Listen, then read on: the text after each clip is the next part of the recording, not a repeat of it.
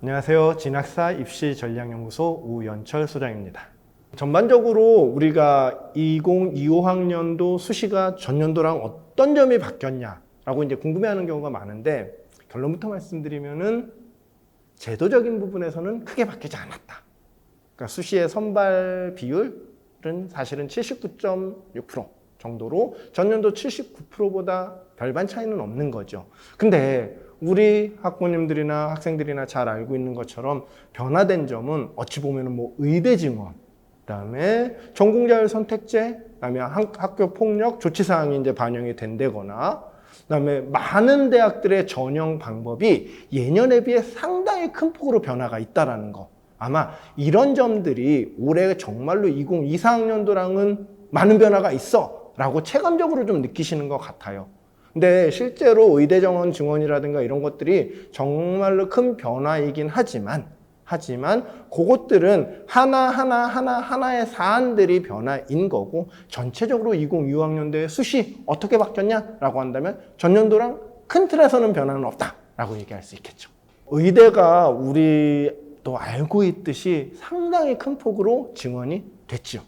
근데 실제적으로 가만 보면 어떻죠? 서울권역은 증원이 되지 않았어요. 그죠? 경기권역이 조금 많이 됐고요. 특히 경기권역에서도 가천대라든가 성균관대, 인하대, 아주대에 증원이 좀 많이 있었고요. 실제로는 대부분의 인원이 지역권역에서 많이 증가를 했고요. 그 중에서도 또 지역 인재 전형 위주로 또 증원이 됐지요. 그러다 보니까 우리가 일반적으로 의대 정원이 1,500명 정도가 늘었네. 그럼 올해 의대 쓰기에 정말 좋은 애가 아닐까? 무조건 좀 쓰면은 합격할 수 있는 거 아니야? 라고 생각하는 경우가 상당히 많은데, 실제로 내 성적이 어느 정도인지 또는 내가 지원코자 하는 대학이 어디인지에 따라서 유불리는 분명히 좀 달라질 것 같아요. 그러니까 예를 한번 제가 들어볼게요. 실제로 올해 의대 증원으로 인해서 가장 득이라고 표현하기 좀 그렇지만 조금 지원하기가 수월해진 친구들 같은 경우는 어떤 친구들일까요? 지역권역에서 의대를 준비했던 친구들, 또는 지역권역에서 의대 쓰기가 약간 부족했지만 어쨌든 인원 증원이 많이 됐기 때문에 올해는 한번 도전해 봐야지 라는 그 친구들.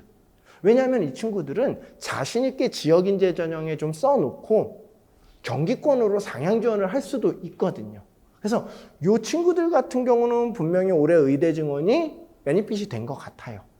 그런데 수도권역에 있는 친구들 같은 경우는 이 친구들이 만약에 지원하려고 하는 대학들이 지방권역에 있는 일반 전형이다 한다면 거기도 인원이 많이 증원이 됐기 때문에 이 친구들도 분명히 이렇게 좀 확장됐다. 지원할 수 있는 문호가 좀, 기회가 좀 확대됐다라고 할 수 있는데, 만약에 나는 정시에 수능 성적도 괜찮게 나와. 그래서 정시에서도 서울 수도권에 있는 대학을 쓸 수 있어. 라고 하는 그 친구들 같은 경우가 수시에 굳이 지방권역에 있는 의대를 쓰려고 할까요? 아니잖아요. 그런 학생들 같은 경우는 올해 의대가 증원된 그 부분이 무조건적으로 조금 더 이 학생들한테는 지원 기회가 확대됐다라고 얘기하기는 좀 어려울 수 있겠죠. 모든 학생들이 다 유리해졌다, 인원이 증가함에 따라서 유리해졌다라고 얘기하기는 좀 어려울 수 있죠. 분명히 올해 의대가 증원되면서 상위권 학생들 같은 경우는 갈 수 있을 가능성이 높아졌어. 이 얘기는 저는 반은 맞고 반은 틀리지 않을까라는 생각을 하고 있는 거예요. 어떤 거냐면, 반은 맞다라는 건 분명히 인원이 증가됐기 때문에, 증원이 됐기 때문에 문호는 개방이 좀 이렇게 넓어졌다, 확대가 됐다. 그래서 예년에 비해서는 분명히 의대 가기가 조금 수월해졌다라고 얘기할 수 있겠죠.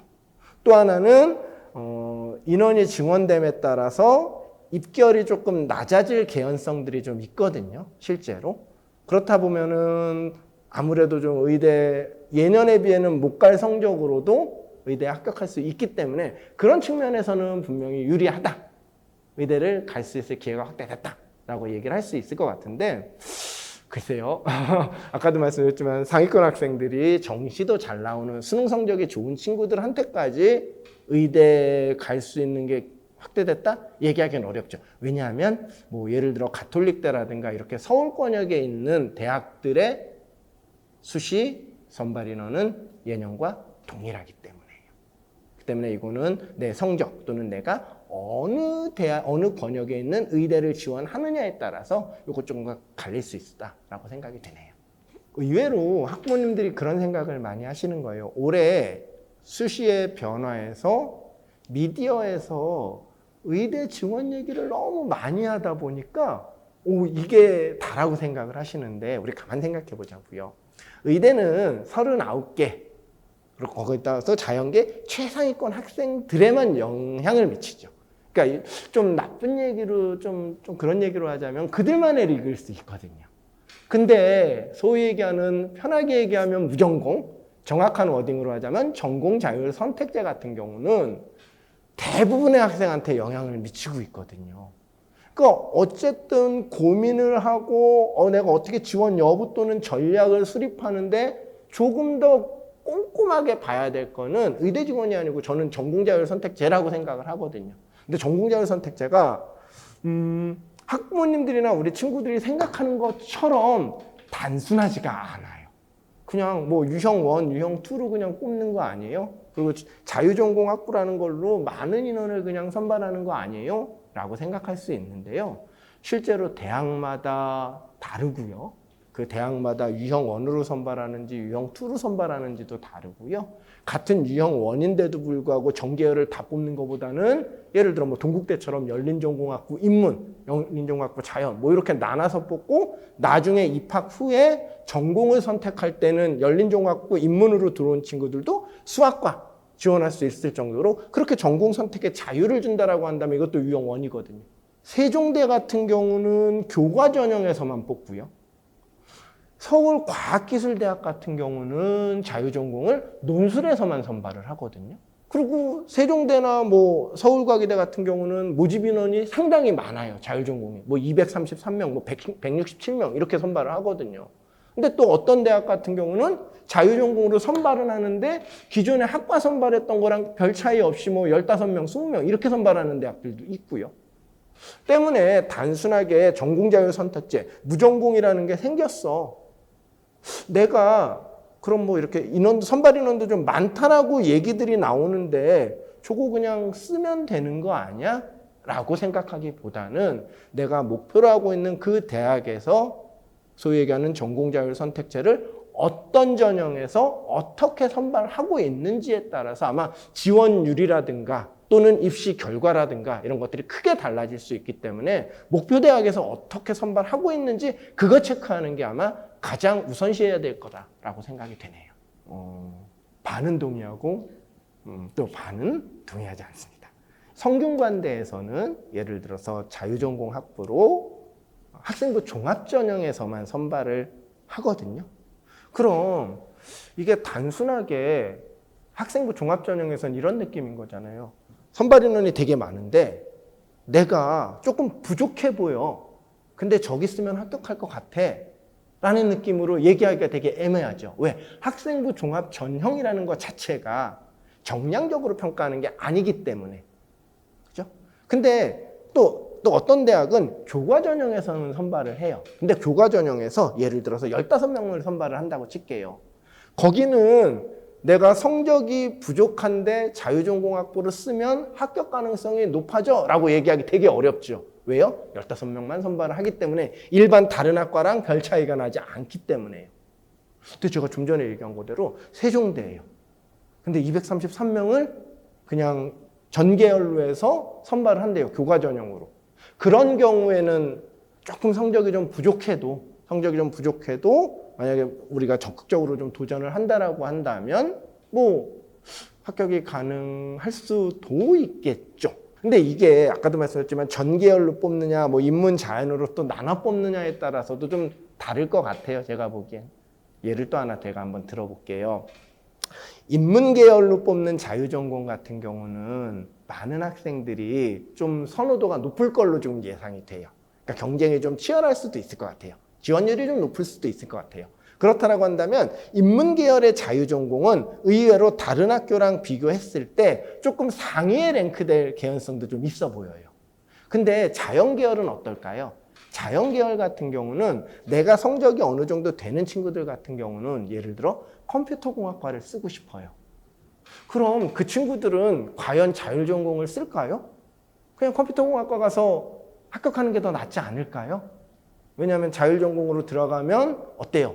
2학년 때 전공 선택할 때 컴퓨터공학과를 할 수 있을지 없을지 모르는 거잖아요.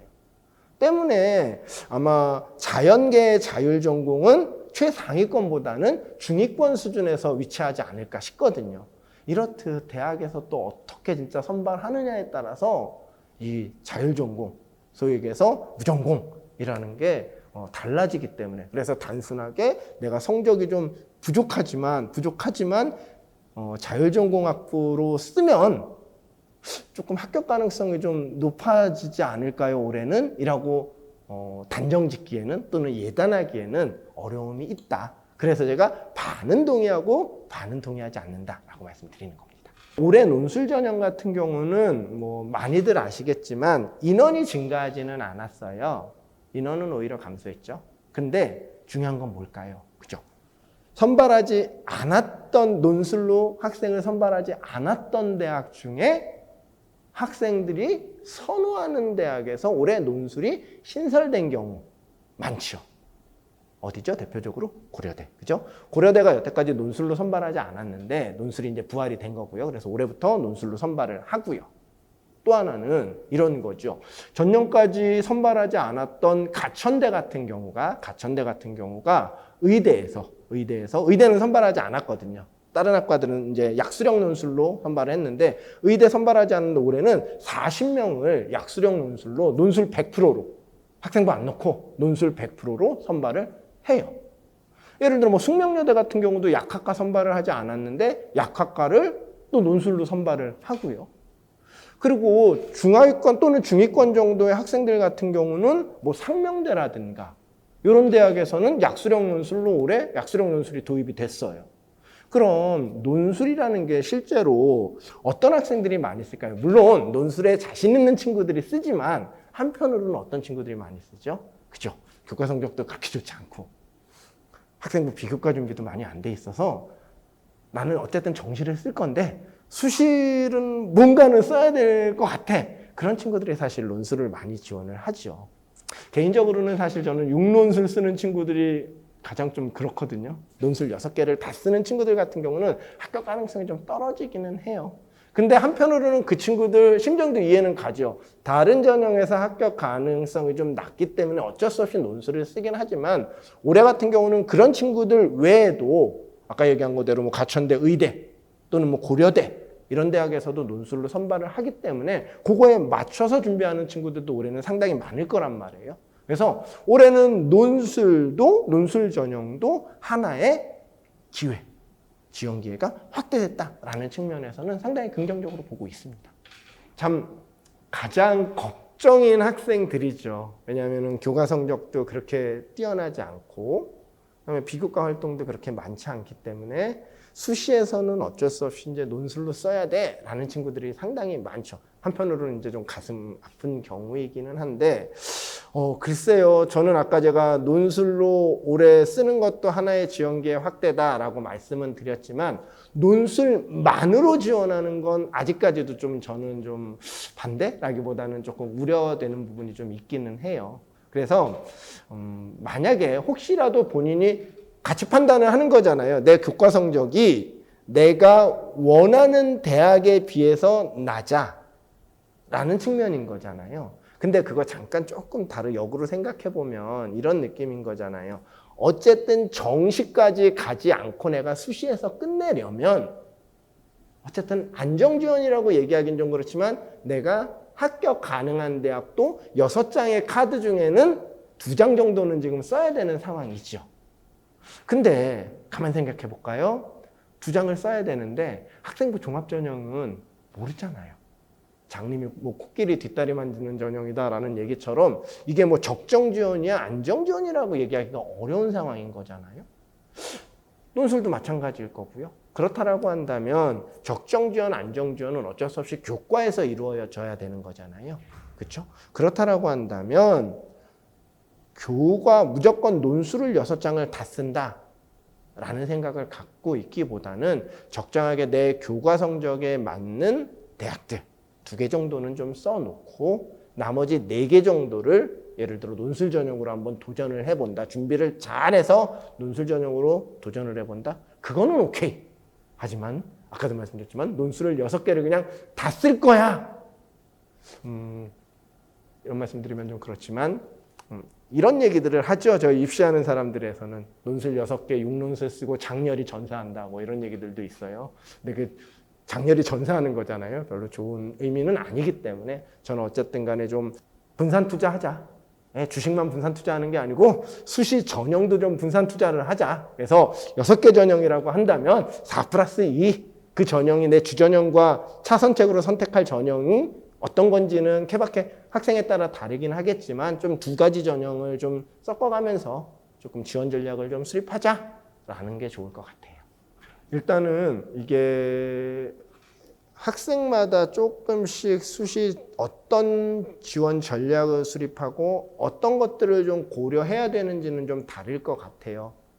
그럼에도 불구하고 변하지 않는 딱 3가지, 제가 1가지라고 하려고 했는데요. 3가지는 있는 거죠, 요소는. 우리 친구들이 수시를 쓴다라고 하면은 많은 친구들한테 질문을 해요. 수시 지원하려고 하는데 너 제일 먼저 고려하는 게 어떤 거야? 친구야, 어떤 거 제일 먼저 좀 고려를 해서 수시를 쓰려고 해? 라고 한다면 많은 학생들이 그러죠. 제 교과 성적이요? 또는 제 뭐 학생부 비교과 준비 정도요? 또는 뭐 논술 준비 정도요? 이렇게 얘기들을 하거든요.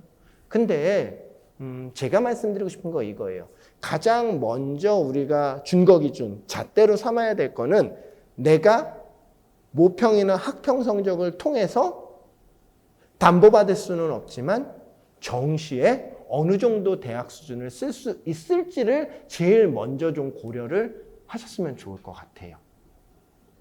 이 얘기는 아마 아시는 내용일 거예요. 근데 대부분이 근데 아시면서도 이거 잘 지원 전략 수립할 때 잘 안 넣으시죠. 예를 들어 내가 학평이나 모평을 통해서 정시에 보니까 건국대 정도를 쓸 수 있는데 내 내신 성적이 4등급이에요. 4등급에 맞는 대학 수시에서 쓰실 거예요? 아니잖아요. 정시에 내가 수능으로 건대를 쓸 수 있는데요. 그럼 내가 좀 부족하지만 수시에서는 건대 정도가 미니멈이 돼야 될 거잖아요. 그죠? 그렇기 때문에 가장 먼저 해야 될 건 뭐다? 그죠? 정시에 내가 어느 정도 대학을 갈 수 있을지를 먼저 판단하는 게 1순위가 돼야 될 것 같고요.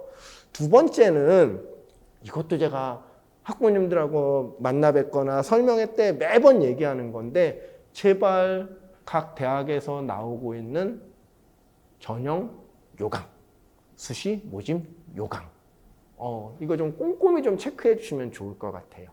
저 같은 입시 전문가라는 사람들이 물론 그 모집 요강을 보고 저희가 분석을 해서 알려드리기는 하는데 저희도 놓치는 부분이 있을 수 있고요. 각 대학은 모집 요강을 통해서 어떤 학생을 우리가 뽑고 싶은 거예요라는 걸 되게 자세하게 설명해 놓고 있거든요. 그러니까 학부모님들이 조금 귀찮으시고 힘드시겠지만 내가 지원하고자 하는 대학 6장 쓸 수 있잖아요. 그럼 6개 대학만 보면 되는 거잖아요. 200개 대학 다 모집 요강 보실 필요 없는 거잖아요. 또는 그래요. 몇 개 대학을 고민한다라고 한다면 10개 미만일 거란 말이에요. 그렇다라고 한다면 모집 요강에서 지원 자격은 어떻게 되는지, 전형 요소별 반영 비율은 어떻게 되는지, 모집 인원은 어떻게 되는지, 수능 최저학력 기준은 어떻게 되는지, 뭐 그런 사항들 있죠. 학생부는 어떻게 적용하고 있는지 이런 것들. 그런 것만 이제 뽑아서 보시면 되기 때문에 꼼꼼하게 좀 모집 요강을 좀 체크해 보셨으면 좋을 것 같아요. 그러니까 분석한 내용만 보실 게 아니고 모집 요강도 꼼꼼하게 좀 보셨으면 좋을 것 같고요. 마지막으로는 수시라고 해서 학부모님들이 수시에서 끝낼 수 있는 학생들도 있지만 저는 정시까지 좀 긴 호흡을 가지고 좀 정시까지 좀 보시면 좋을 것 같아요. 그러니까 단순하게 무조건 수시에서 끝내야 돼 이런 학생도 있겠지만 우리가 수시에서 교과 전형이나 논술 전형 일부 학생부 종합 전형에서도 뭐죠? 수능 최저학력 기준이라는 걸 적용을 하잖아요. 때문에 실제로 정시까지 좀 긴 호흡을 가지고 보고 좀 수시는 좀 보수적으로 좀 바라보면서 수능 준비도 수시지만 어쨌든 정시 수능 준비도 좀 꼼꼼히 하자. 이 세 가지 원칙, 제가 원칙이라고 얘기를 할게요. 이 세 가지 원칙을 좀 머릿속에 넣으시고 수시 준비를 하고 수시 지원 여부라든가 전략을 수립하는 게 우선시돼야 되지 않을까라고 생각이 됩니다. 자, 지금까지 진학사 입시전략연구소 우연철 소장이 좀 말씀을 몇 가지를 드렸는데요. 이 영상을 보시는 우리 학생 또는 학부모님들 아마도 조금 제가 말씀드린 것들을 좀 곱씹어 보시고 되새겨 보시고 하시면서 아마 지원 전략이라든가 여부를 좀 준비한다라고 한다면 아마 올해 수시에서 모든 학부모님들, 학생들이 성공적인 수시 지원을 할 수 있을 거라고 생각이 되네요.